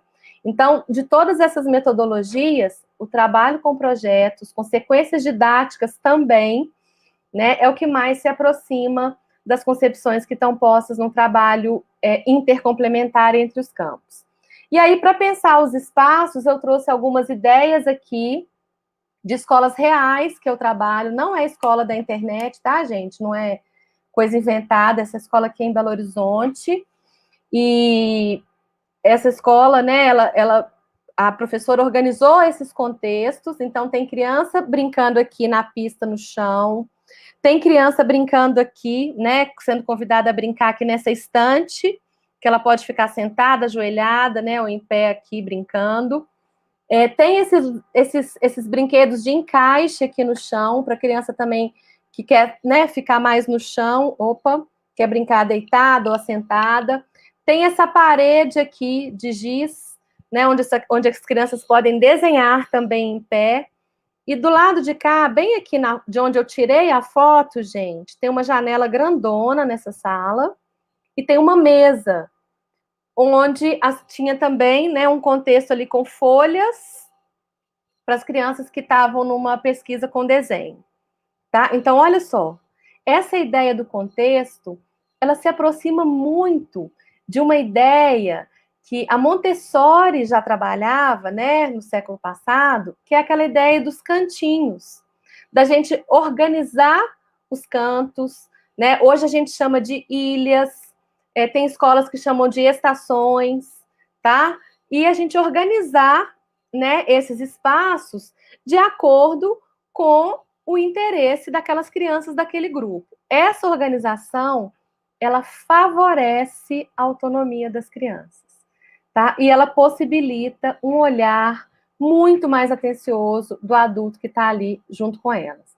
Aqui um cantinho de leitura, aqui uma estação do desenho com vários materiais riscantes, letras, papéis, cola, tesoura. Essa turma aqui estava fazendo umas caixinhas de correio, trocando desenhos, né, trocando bilhetinhos. Então, a gente vai pensando naquele contexto, né, que atende à necessidade daquela criança naquele momento e que está sempre na perspectiva dos direitos de aprendizagem e dos campos. Quando a gente olha para um cantinho desse aqui do desenho, gente, eu já consigo vislumbrar os 6 direitos ali, porque, olha, está tudo ao alcance das crianças, elas podem manipular, elas vão criar uma organização para manter esse campo sempre organizado, não é a professora que vai ficar organizando sozinha, né? Ela vai criar uma organização junto com o seu grupo. Aqui também um cantinho de faz de conta das crianças menores, eles pintaram as caixas, eles fizeram os tapetes. Aqui também um contexto com as ferramentas, né? Porque as crianças podem brincar, utilizar, brincando de marcenaria, de mecânico, né? Uma organização de armário também, que a gente pensa que as crianças podem ter acesso aos materiais, né? Ali com segurança. E a gente precisa de pensar no espaço interno e precisa pensar no espaço externo também, né? Principalmente em tempo de pandemia, a gente precisa de pensar em materialidades para que as crianças possam utilizar muito bem o espaço externo. Então, aqui, né, um varal de lençóis que vira cabaninha, que vira um cantinho ali de descanso, um cantinho bom de leitura. E aí cada um vai ocupando, né, esses espaços com os materiais que tem disponíveis e com a necessidade do momento. E o espaço virtual, que a gente não pode esquecer, que é o espaço que a gente está vivendo nesse momento, né, que se confunde muito com o espaço doméstico, tá? E a gente vai falar depois um pouquinho sobre ele. Então, a gente falou dos espaços, né, e o Paulo fala dos espaços, tempos, materiais e transições. Então, a gente vai falar dos tempos aqui agora. Os tempos, gente, não tem como a gente pensar num retorno seguro, não tem como a gente pensar numa construção de rotina sem olhar de um jeito muito mais cuidadoso para a forma que a gente organiza, né, o nosso tempo. Então, a gente precisa de fazer isso de uma maneira coletiva. Eu trouxe outra foto de outro momento de cuidado, outra educadora, outra instituição, né? Mas o exemplo é o mesmo, né? Essa educadora planejou esse tempo aí, né? De lavar as mãos com as crianças, né? Ela pensou no antes, no durante e no depois, em como ela ia conseguir fazer isso com um número grande de crianças. Então, é reverter, né, uma lógica que a gente tinha de fazer tudo muito corrido, muito apressado, né? Ai, tem que lavar a mão rápido, porque tem que chegar rápido lá no refeitório, porque daqui a pouco tem outra turma lanchando, né? O que a criança está aprendendo com essas atitudes que a gente planeja dessa maneira? Né? Que tudo tem que ser feito de qualquer jeito? Lavar a mão é só enfiar a mão na água assim, sair limpando na roupa? Né? Ou então é a professora que pega a mão do menino e taca lá na água assim rapidinho e tira, né? Não, não é dessa aprendizagem que a gente está falando, né? Então, o tempo, ele é fator essencial nesse planejamento, tá? E aí eu trouxe alguns momentos aqui também reais da rotina, né? A higiene, os momentos de alimentação, de sono, os momentos de propostas, que você precisa arrumar a sala, que você precisa se organizar para poder executar, né, uma proposta, uma atividade ali. Não tem como a gente pensar no tempo, gente, sem pensar na rotina. Né? A gente que é professora de educação infantil, a rotina, a gente sabe o tanto que a rotina é orientadora para a gente. E aí, o ano passado, eu vi, né, essa rotina do Francisco. O Francisco é filho de uma amiga muito querida, professora também. E ela ajudou o Francisco a construir essa rotina em casa, né? Ele desenhou, ele ainda não sabia escrever, e ela foi escrevendo, e ajudando o Francisco a se organizar em casa. Essa é uma proposta, gente, que a gente pode construir junto com as famílias, né? Então, olha lá as tarefas do Francisco. Ajudar a varrer e aspirar o pó. Aí ele pode ver um pouquinho de televisão depois, né? Guardar os brinquedos que ele brincou. Ele vai sentar na mesa ali, na cadeira, né? Na mesa, junto com os adultos, para poder almoçar. Depois ele vai lá ajudar a lavar o prato dele, o prato que ele comeu. Aí depois tem uma tarefinha secreta, tem a experiência do barquinho que ele vai fazer, e tem, olha, até um ponto aqui de apoio emocional para o Francisco, né? Francisco fez birra, Francisco brigou hoje, chorou, né? Então, são estratégias que a gente pode levar da escola para as famílias, para ajudá-las nesse momento também, né? E que está todo mundo em casa. E aí, fazendo a relação no planejamento, olha o que eu trouxe para vocês, gente.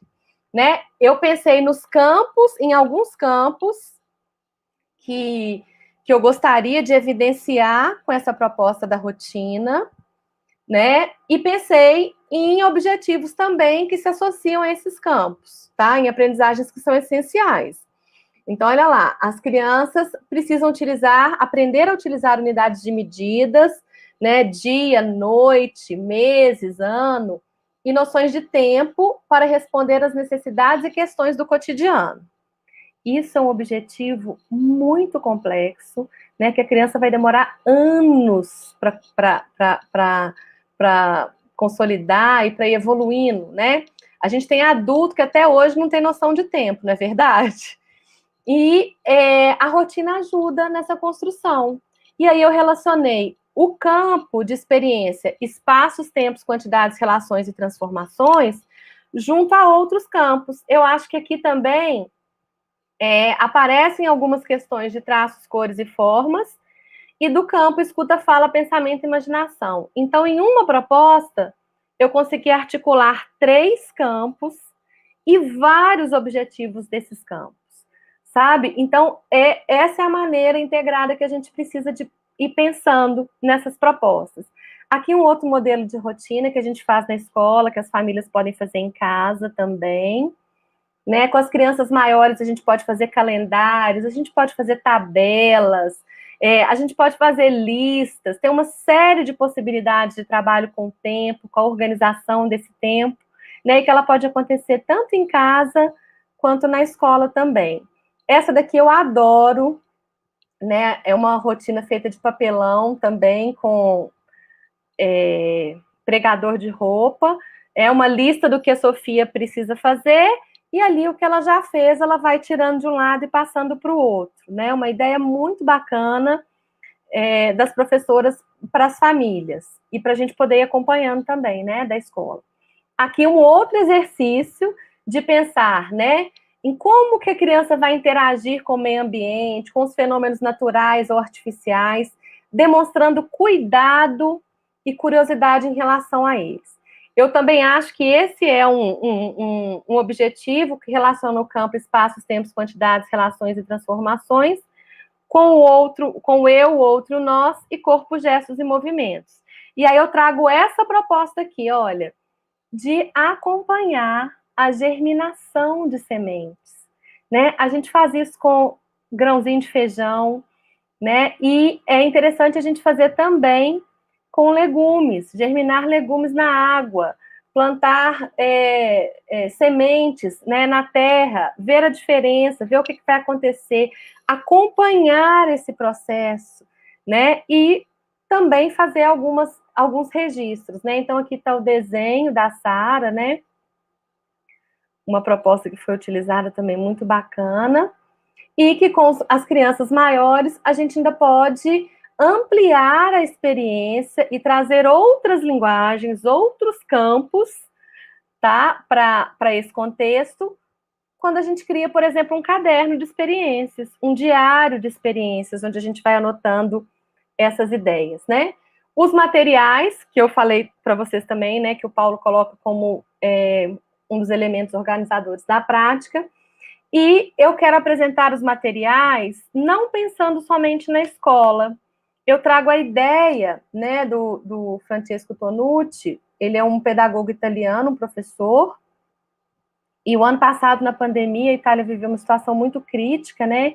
E ele nos apresenta essa ideia da casa como um grande laboratório, né? Um laboratório de possibilidades para as crianças descobrirem, para as crianças investigarem e para os professores também se integrarem a essas famílias, né? E dessa maneira, a gente vai ajudar as crianças também, né, a construir olhares para dentro das casas, tá? Então, pensar em propostas que também, em que a gente tenha materiais, né? E aí eu sugiro materiais simples, materiais que são de fácil acesso e que as famílias podem ir colecionando, né? A ideia é essa, né? De construir coleções para que as crianças também tenham quantidades para elas poderem manipular, relacionar, pensar sobre esses objetos, tá? Então, aqui, um tanto de materiais com a materialidade do papel, né? Papelão, muito papelão ali, rolinho, caixa de ovo, e aqui fazendo aquele exercício de novo, né? O que a gente pode fazer com esses materiais? Vamos pensar, né? A gente pode pensar em construções para as crianças nomearem, né? Ah, isso é redondo, isso rola, isso é quadrado.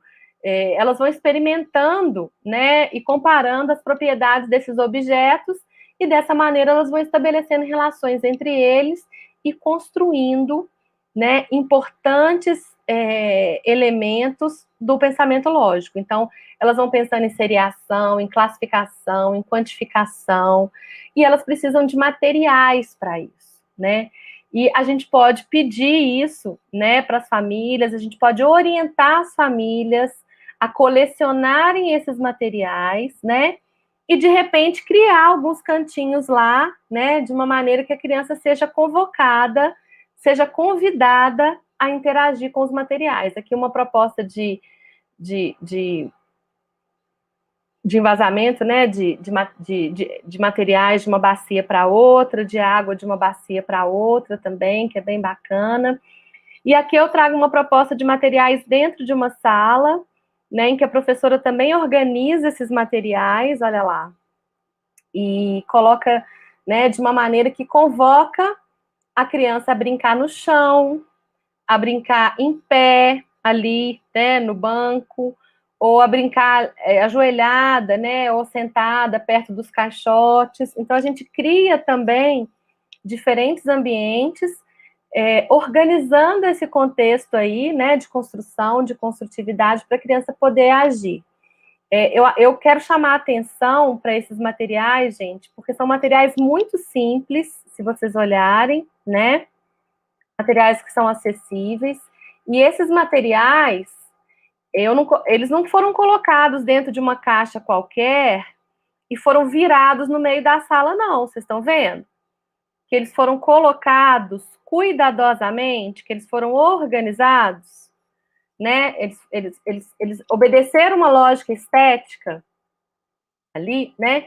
Isso é muito importante para nós, professores da infância, né? Essa ideia de juntar tudo quanto é cacareco dentro de uma caixa e virar a caixa para a criança poder brincar, né? É algo que é muito prejudicial, gente, para a organização da criança. A organização mental, né? Ela se desorganiza quando a gente vira aquela caixa e ela vê que é tanto de brinquedo bagunçado, né? Normalmente as crianças começam a pisar nos brinquedos para testar os brinquedos que estão espalhados pelo chão. Elas ficam perdidas sem saber onde que elas vão, o que elas querem pegar, né? Quando a gente cria uma ordem, né, para esses objetos, a gente está convidando a ação da criança, a gente está convidando a criança a pegar, manipular, experimentar.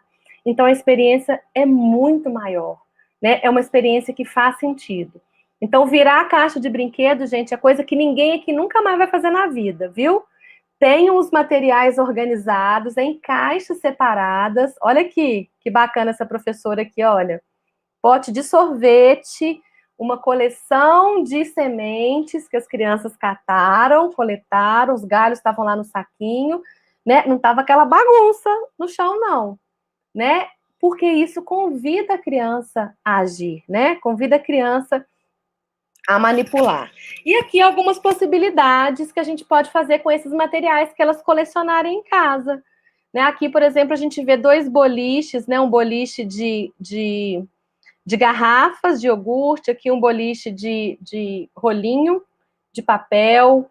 Olha aqui, letras móveis, né, desenhadas nas tampinhas de leite, que dá para a gente escrever com essas letrinhas, dá para a gente brincar de bingo. dá para brincar de jogo da memória, dá para fazer desafio do nome, né? Então, com esses materiais que as crianças podem recolher em casa, a gente tem um repertório muito grande para trabalhar também, né, em tempos de pandemia, tá? Aqui eu deixo essa ideia, essa sugestão desse livro de construtividade para quem tiver interesse, tá? Da editora Forte. Pode printar aí a tela.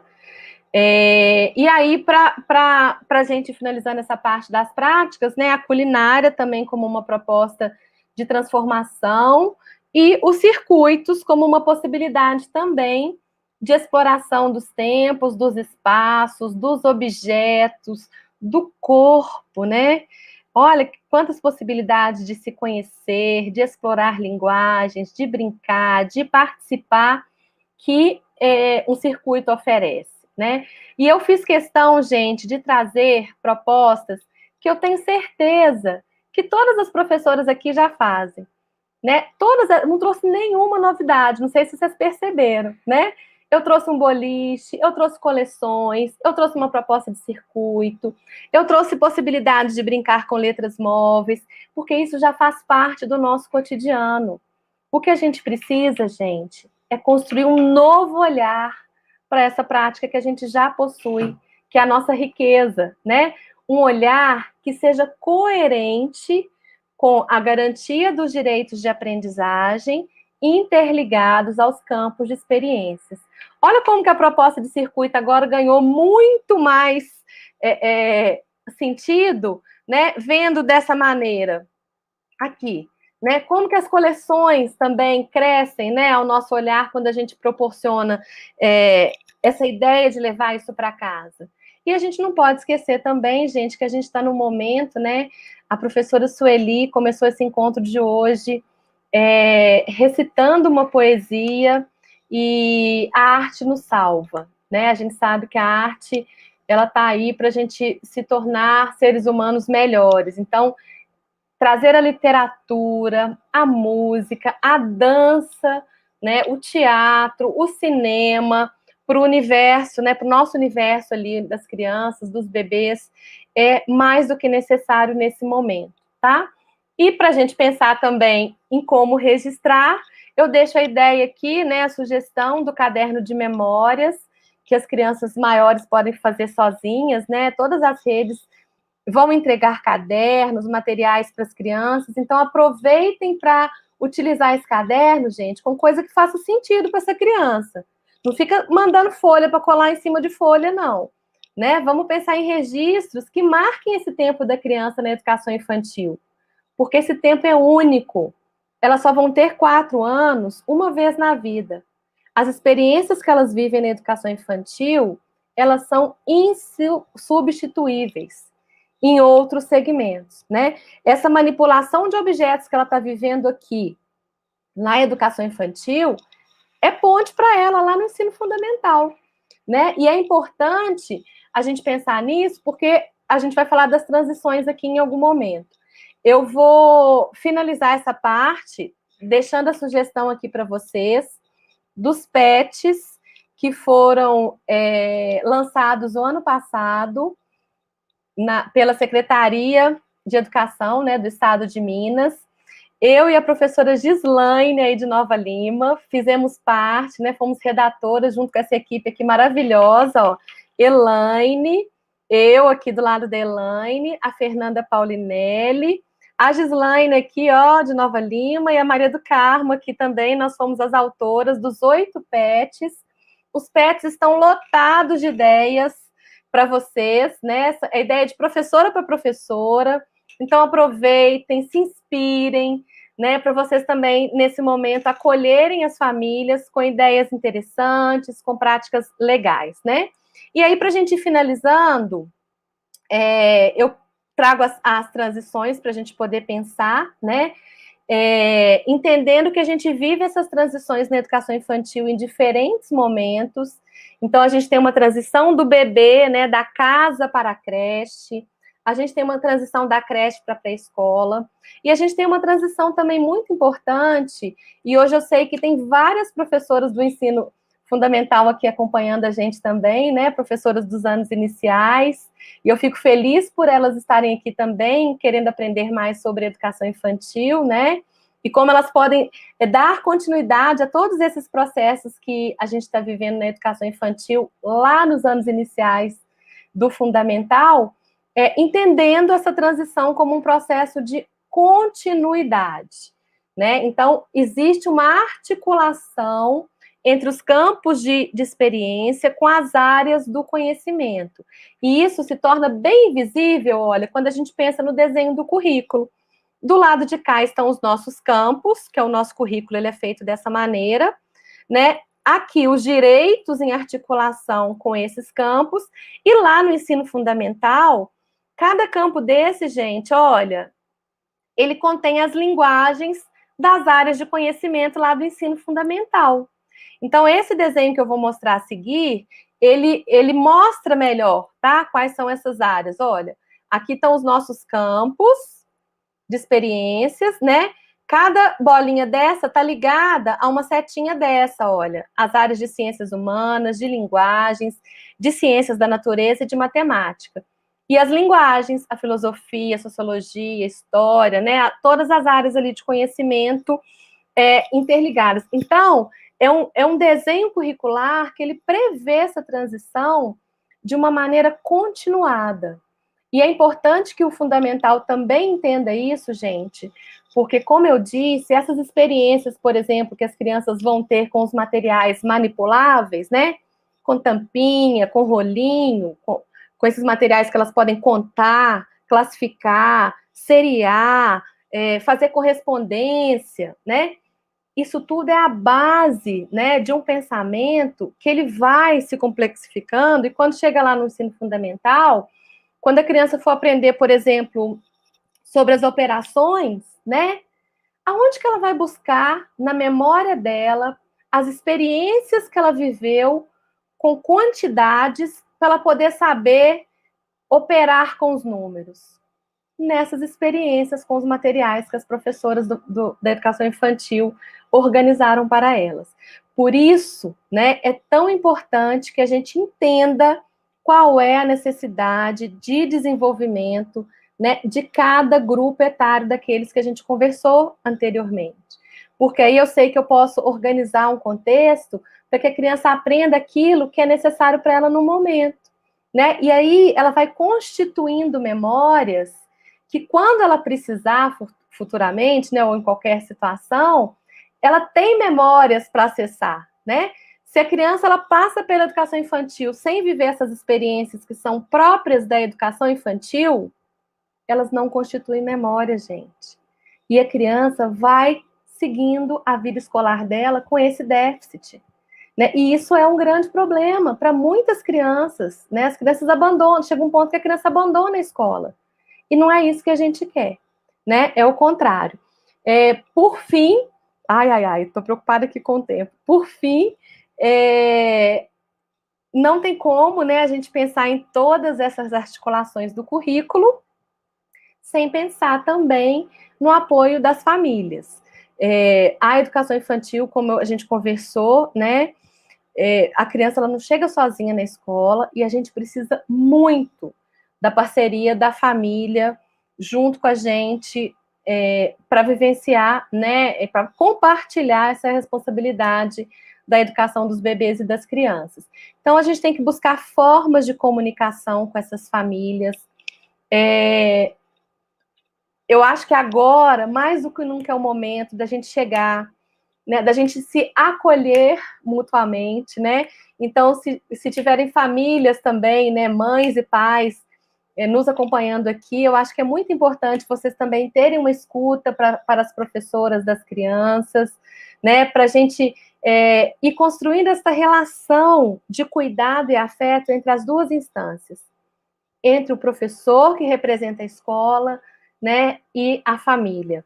E aí, dessa maneira, a gente está junto, né, na responsabilidade de educar as crianças. Então, buscar construir uma comunicação individual com cada família, né? Onde que está essa família? Como que eu acesso essa família?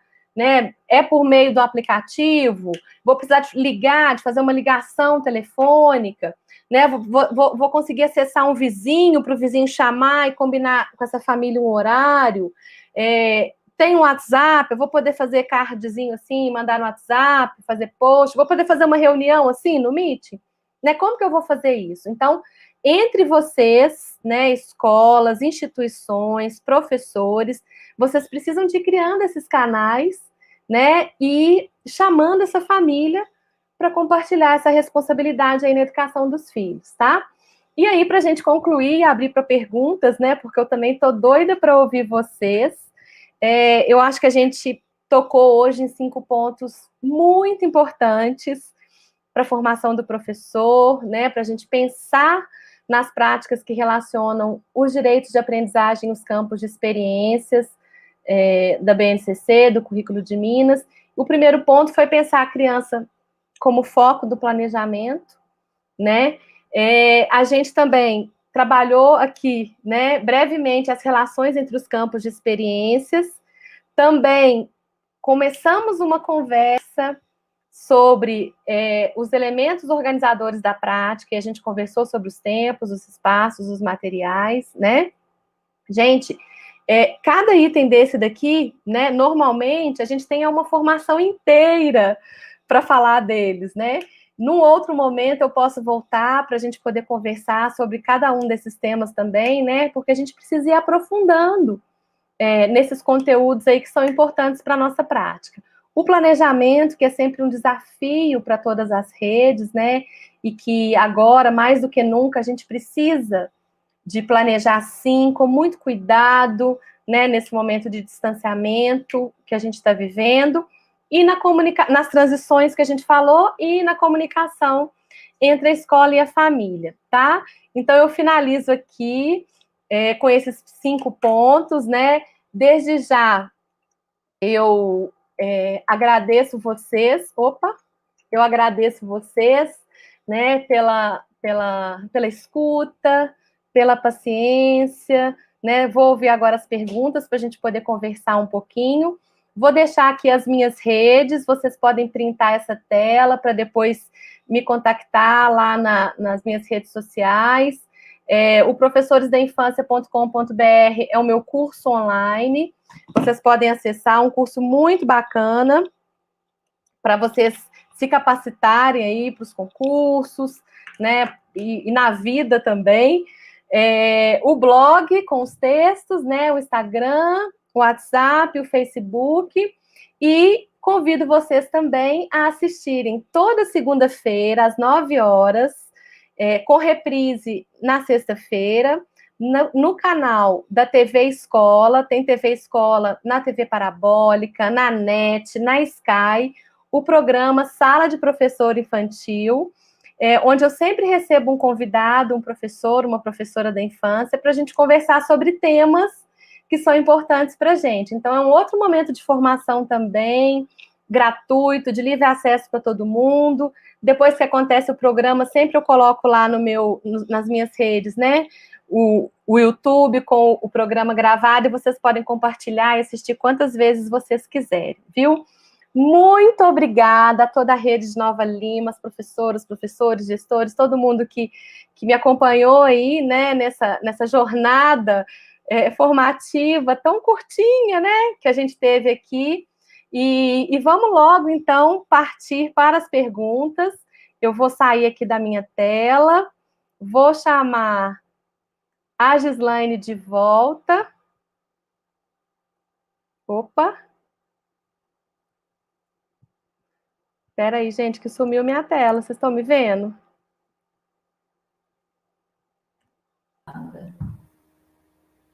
Aí. Vocês estão me vendo, gente? Sim. Aí, agora eu tô vendo. Tem hora que sumiu tudo, mas aí deu certo. Fernanda, nós temos realmente aqui várias perguntas e nós aqui preocupadas um pouquinho com o tempo. Então vamos lá. Acredito que dá tempo da gente fazer algumas colocações, né? Nós Por temos favor. professores pontuando aqui, quando você coloca que você trouxe questões tão básicas, né? Que a rede já faz, que a rede já já compõe, uma professora até colocou que é Renata Assis, que nós só precisamos mudar o nosso olhar, porque essas práticas com essas atividades já existem. Então, é mudar o olhar, é ter a intencionalidade mesmo. A professora Mônica Antônia coloca aqui que quando eu comecei, eu sempre questionei a separação das linguagens. Se nós trabalhávamos todas elas numa única atividade, você coloca isso muito bem, quando você falar da relação dos campos, eu acho que é um ganho que a rede está tendo agora, nós estamos ampliando esse olhar, então, assim, nós estamos caminhando e ainda a gente vê que tem muita coisa ainda para a gente estar conquistando. Tem uma pergunta aqui da professora Rita Caetano. Ela fala assim: Fernanda, muito expressiva e significativa sua fala, muito obrigada. Mas como que nós podemos transformar esse novo olhar para a sociedade fora da escola, para que valorizem as crianças, para que valorizem as criações autônomas das crianças também? Porque várias colocações foram feitas, então está resumindo tudo nessa pergunta aqui da Rita, que muitas vezes os pais ficam cobrando atividades bonitas das crianças. E parece que a criação da criança não é uma coisa bonita. Então, eu já começo assim a entender e até mesmo a iniciar aqui a resposta, que é o momento de nós, enquanto rede, nos fortalecermos e mostrar que esse é o nosso trabalho, né? Mostrar para a família, mostrar para a sociedade que está fora da escola, entendermos e explicarmos esse fazer. Como que você pode contribuir para a gente em cima dessa pergunta, Fernanda? Gente, eu adorei essa pergunta da professora Rita. Muito obrigada, viu, Rita, por essa pergunta, que é uma pergunta que ela é necessária, né? No último item aqui da minha fala, eu coloquei a comunicação com as famílias, né, como um ponto importante para a gente se dedicar nesse momento, né? Para a gente estreitar esses laços, trazer essa família para dentro da escola, para estar mais próximos, né, daquilo que a gente vive com as crianças. E da mesma forma que a gente deve viver esse exercício com as famílias, a gente precisa de comunicar isso para a sociedade, né? Eu acho que nós, professores da infância, a gente precisa sim mostrar essa força da infância para as pessoas que não entendem esse período da vida, né? A criança de 2 anos, ela vai desenhar fazendo esse movimento de corpo, e o desenho dela é esse. A criança de 3, 4 anos vai fazer um desenho como esse aqui, ó, que está aqui atrás de mim, né? Uma garatuja, que é a forma dela se expressar nesse momento. E todos esses registros, ele tem a marca da criança, a marca autoral, ele tem a beleza, a estética da criança. E se a gente valoriza isso e acha isso bonito, a gente tem que comunicar para todo mundo ver essa beleza, se acostumar, né, com essa estética. Eu acho sim, viu, Rita, que a gente precisa de fazer esse exercício, é um exercício urgente, a Gislaine já complementou aí a minha resposta, mas eu acho que é isso, sabe? A gente sempre comunicar essas aprendizagens, comunicar essa estética da criança como algo que é próprio da criança. É o trabalho da criança, não é o trabalho do professor, né? E o trabalho da criança, ele tem uma estética própria, bela, autoral, e que a gente precisa respeitar, né? Gente, quantas perguntas legais aqui. Tão bacana. Muitas perguntas, muitos elogios para você também, Fernanda. Eu estou pensando aqui que nós podemos depois, no momento de nós temos as assessoras da educação infantil que acompanham as escolas, que é a Kelly, a Flávia, a Mari e a Fernanda, elas acompanham as escolas e, de repente, o que a gente não deu conta de responder aqui, a gente responder depois nos encontros de assessorias. Porque tem muitas perguntas, muitas colocações importantes. Teria como você disponibilizar a apresentação, Fernanda?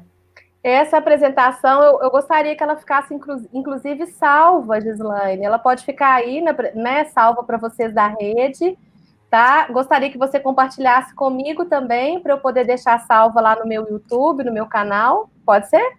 A live vai ficar salva no YouTube da Prefeitura. Então, todos que quiserem ter acesso depois, os professores que estão tendo acesso agora, no momento, eles preenchem a lista de presença e têm direito ao certificado. Mas quem assiste depois não tem esse direito, mas a live vai ficar lá para vocês revisitarem quantas vezes forem necessárias.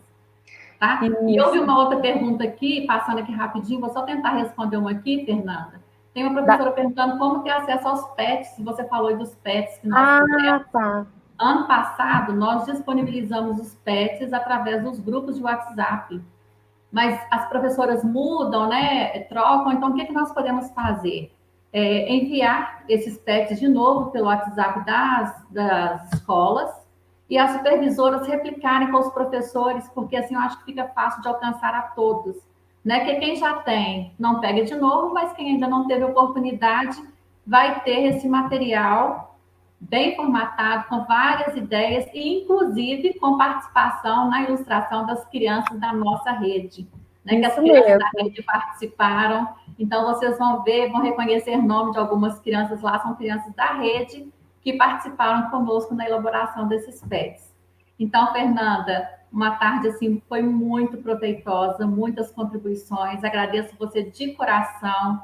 Em nome da professora Sueli, de todos os profissionais aqui da CEMED, em nome de todos os professores que estão aí participando conosco, que foi uma live muito enriquecedora e com certeza vai ficar salva aí para a gente assistir quantas vezes nós precisarmos aí.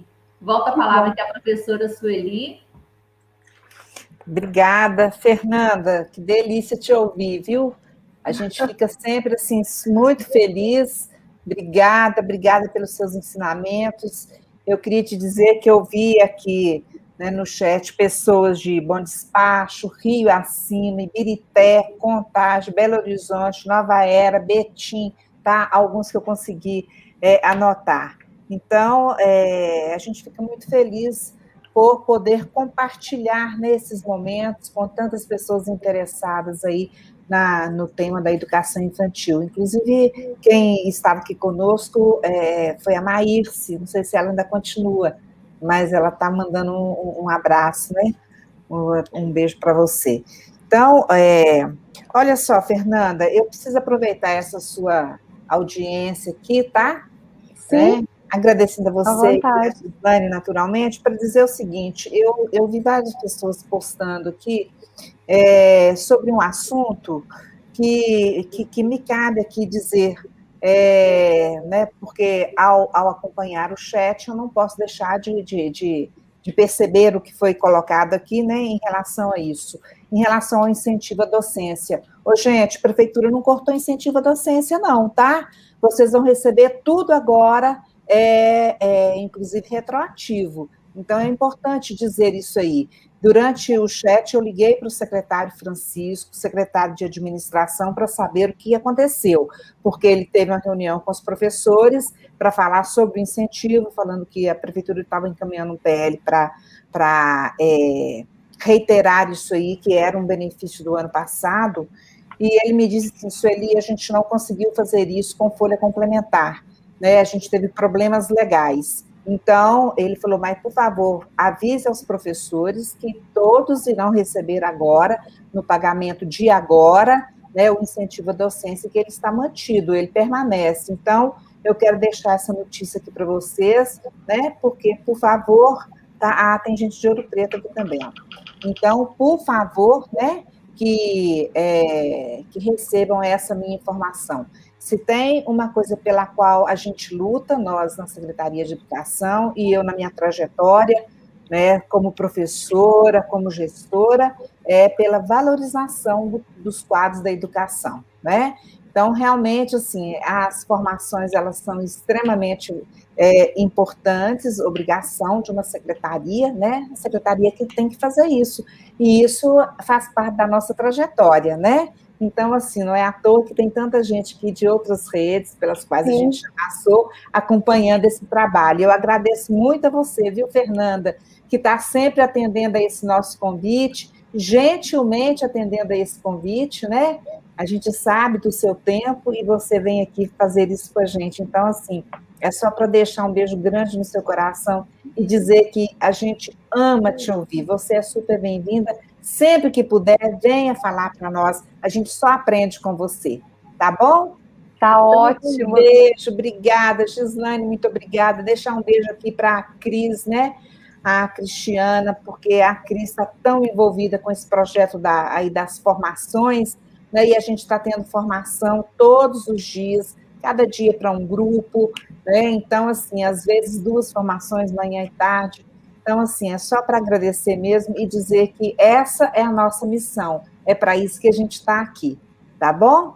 Então, um beijo, tá? Obrigada, Fernanda. Ó, a live está gravada no YouTube da Prefeitura, viu? Eu costumo ir lá revisitar, quero ver de novo, quero ver, né, quem foi que falou o quê, para a gente ajudar aí, fazer o que Gislaine está fazendo, né? De falar, olha, vai lá e fala tal coisa, a pessoa perguntou e não deu tempo de responder. Então é isso aí. Gente, obrigada, tá? Obrigada, professora Sueli.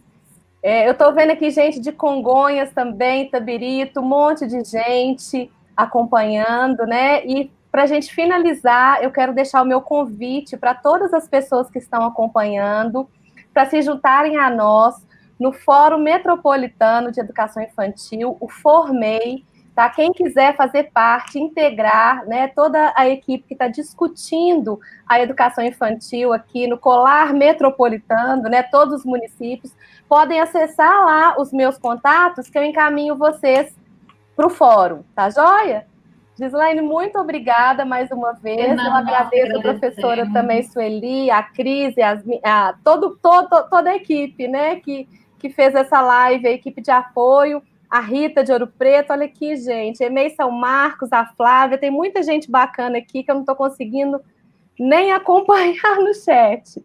É só agradecer mesmo, viu, pessoal? Obrigada. Fernanda, muito obrigada por essa tarde. Obrigada a todos os professores, profissionais da nossa rede, os convidados que estão aí participando. Muito obrigada a todos. E você deixou aí a entender que você volta para conversar com a gente. Você deixou algumas provocações aí, então depois nós queremos conversar mais com você, viu, Fernanda? Com certeza. Muito obrigada e boa tarde a todos vocês, gente. Tchau.